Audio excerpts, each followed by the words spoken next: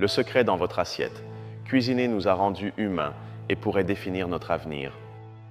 Bonjour esprit curieux et bienvenue. Aujourd'hui, nous allons parler de quelque chose que vous faites tous les jours sans y penser, cuisiner.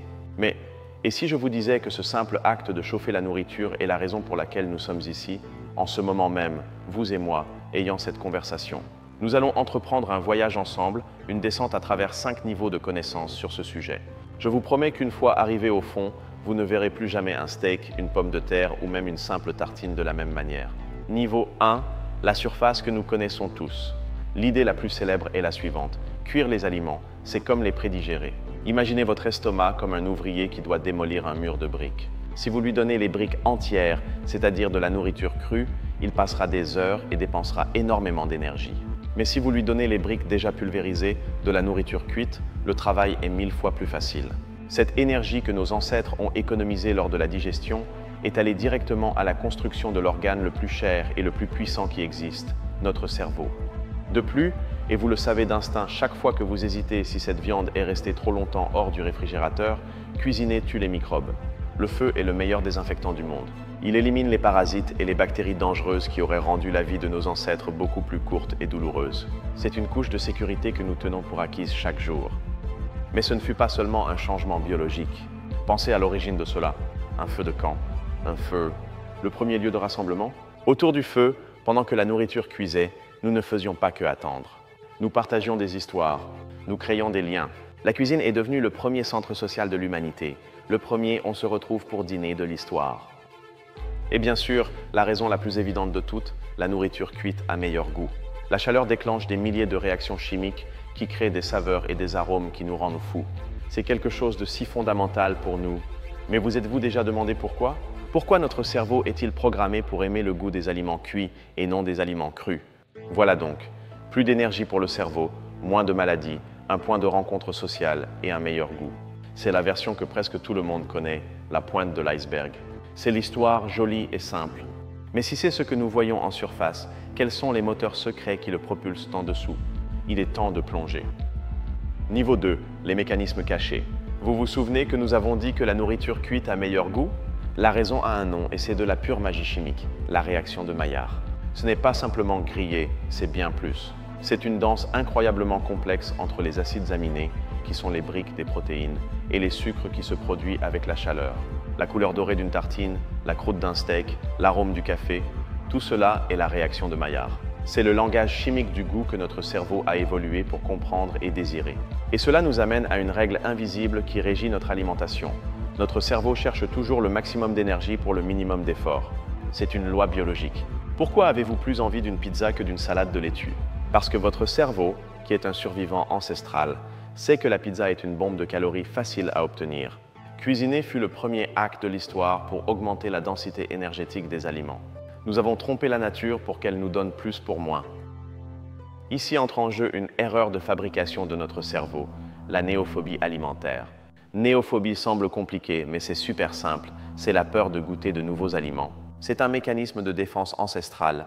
Si vous ne savez pas ce que c'est, mieux vaut ne pas le manger, cela pourrait vous tuer. Mais la cuisine nous a aidés à surmonter cela.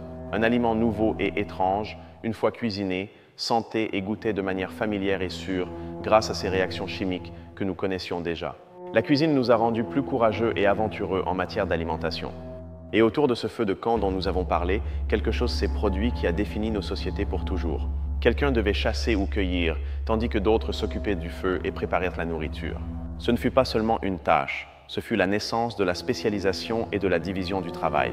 Ce simple besoin de maintenir le feu allumé pendant que d'autres cherchèrent de la nourriture fut la graine d'où ont germé les économies, les rôles sociaux et, finalement, les civilisations. Mais au fond, cuisiner résolvait un besoin humain encore plus profond, la lutte contre l'incertitude.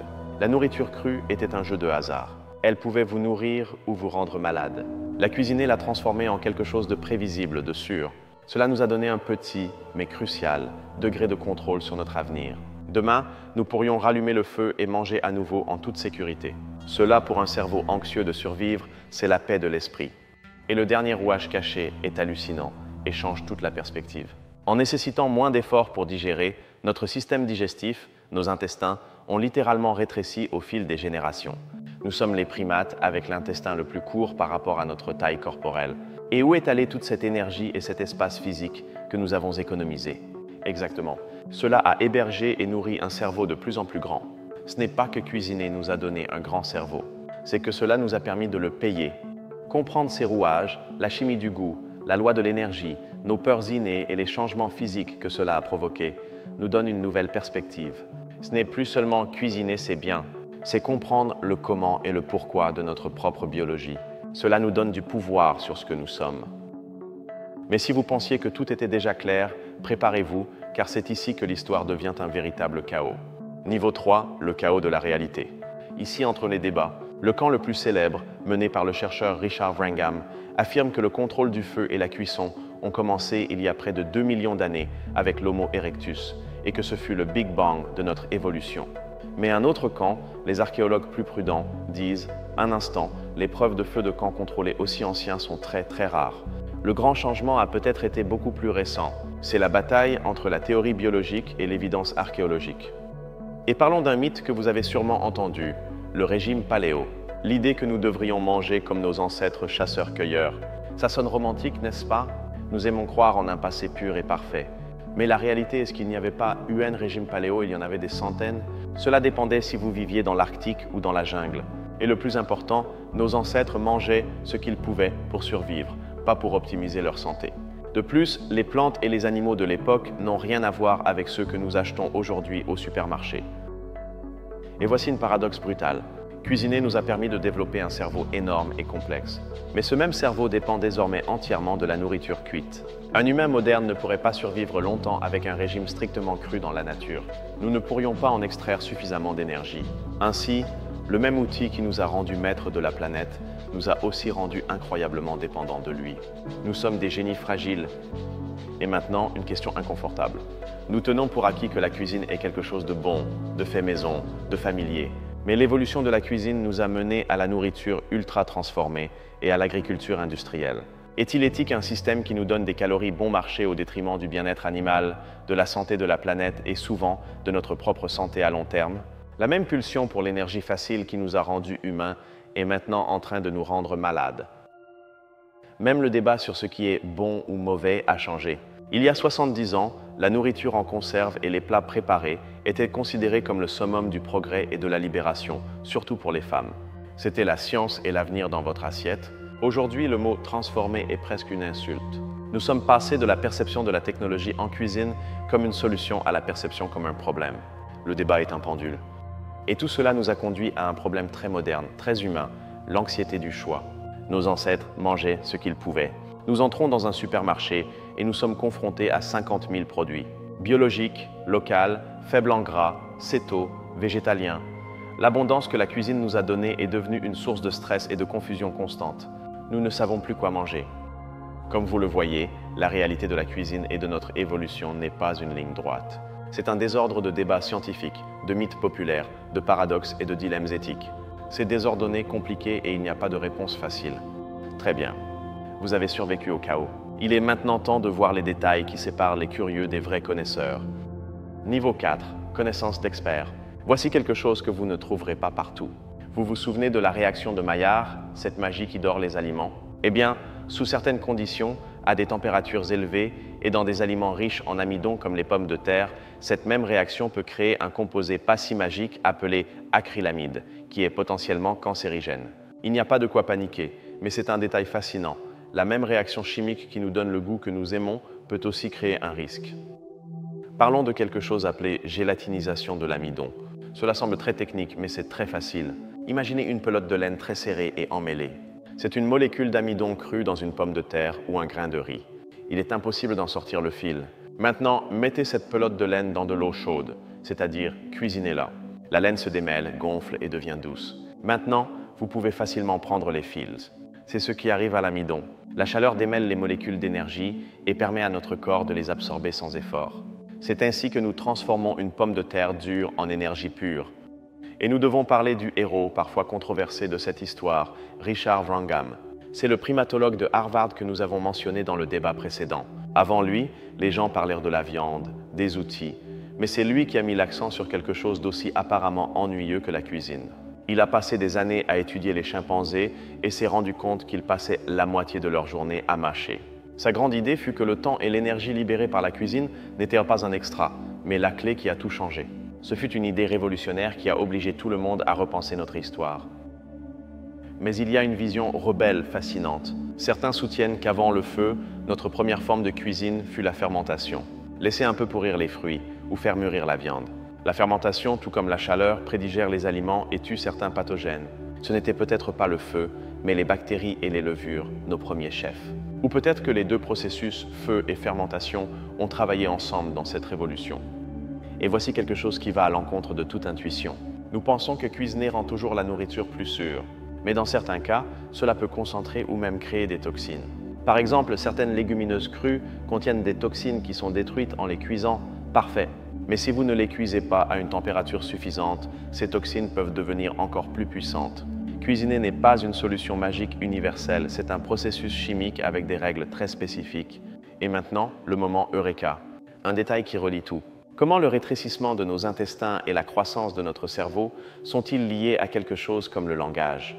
Pensez-y, une bouche et une mâchoire plus petites, qui n'avaient plus besoin d'être aussi robustes pour mâcher de la nourriture crue pendant des heures, associées à un larynx qui a pu changer de position, nous ont donné l'anatomie nécessaire pour articuler des sons complexes. La cuisine ne nous a pas seulement donné un cerveau pour avoir des idées, mais elle a pu physiquement sculpter les outils pour pouvoir les exprimer. Voir ces détails, la chimie fine, les théories rebelles, les connexions inattendues, ce n'est pas seulement pour accumuler des données. C'est comprendre que notre histoire, en tant qu'espèce, est écrite dans le langage de la chaleur, des molécules et de la biologie. C'est une vision beaucoup plus riche et authentique de qui nous sommes. Nous avons atteint la limite de ce qui est connu. Oserez-vous regarder au-delà, vers la dernière frontière? Niveau 5, la dernière frontière. Et l'avenir? Continuerons-nous à cuisiner? Imaginez l'agriculture cellulaire, de la viande cultivée en laboratoire à partir de cellules, sans sacrifier un animal. Nous pourrions concevoir des steaks avec des profils de graisse parfaits ou du lait identique à celui de vache mais créé dans un bioréacteur. Ce serait la prochaine révolution. La cuisine non plus comme la transformation d'un être vivant, mais comme la création de nourriture au niveau moléculaire.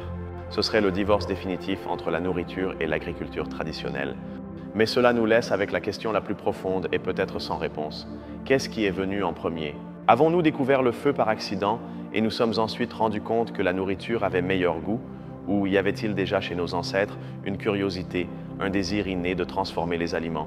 Le contrôle du feu fut-il un accident technologique ou la manifestation d'une intention cognitive? Nous ne savons pas où a commencé l'étincelle de l'idée. Et l'implication philosophique est vertigineuse. Nous pensons souvent à la technologie comme quelque chose d'externe, comme nos téléphones ou les ordinateurs. Mais la cuisine est une technologie si ancienne et si profondément intégrée à notre biologie qu'elle nous a changé de l'intérieur. Nos gènes, nos organes, notre cerveau, tout a coévolué avec le feu. En un certain sens, nous ne sommes pas seulement des humains qui utilisent le feu. Nous sommes la première espèce cyborg de la planète, une symbiose de chair et de flamme. Et comprendre cela est essentiel pour notre avenir. Si la première révolution culinaire nous a permis de nourrir un cerveau plus grand et de créer des civilisations, la prochaine révolution, que ce soit avec de la nourriture de laboratoire, de l'intelligence artificielle en cuisine ou de l'agriculture verticale, pourrait être la clé pour nourrir 10 milliards de personnes de manière durable. Maîtriser notre nourriture, encore une fois, pourrait être ce qui nous sauvera d'une crise mondiale. Et l'idée finale pour vous faire exploser la tête, peut-être que cuisiner n'est pas seulement prédigérer la nourriture, c'est peut-être une forme de cognition externe, c'est-à-dire que nous externalisons un processus mental complexe. Au lieu de calculer intérieurement « est-ce sûr ? Quelle énergie cela me donnera-t-il ?» nous utilisons le feu pour qu'il résolve le problème pour nous. La cuisine pourrait être littéralement une extension de notre esprit, une façon de penser avec le feu. Le voyage est terminé. Nous avons descendu à travers les 5 niveaux et maintenant, avec cette nouvelle et vaste perspective, il est temps de contempler le tableau complet. Nous avons commencé ce voyage avec une idée simple et familière. Cuisiner rend la nourriture plus facile à digérer et nous a donné de l'énergie pour le cerveau. Et nous l'avons terminé dans un endroit complètement différent, en contemplant l'idée que nous sommes une espèce cyborg, une symbiose de chair et de flamme qui pense avec le feu et qui pourrait être aux portes d'une nouvelle révolution alimentaire pour définir son avenir. Nous sommes passés d'un simple feu de camp à la remise en question de la nature même de notre humanité. Quelle idée de tout ce voyage vous a le plus marqué? La chimie du goût, le paradoxe de notre fragilité ou l'idée que nous sommes des cyborgs de feu? J'adorerais lire vos réflexions dans les commentaires. Merci du fond du cœur de m'avoir accompagné dans cette descente. Si vous aimez ces voyages profonds qui remettent en question ce que nous pensons savoir, abonnez-vous, car nous avons bien d'autres mondes à explorer ensemble.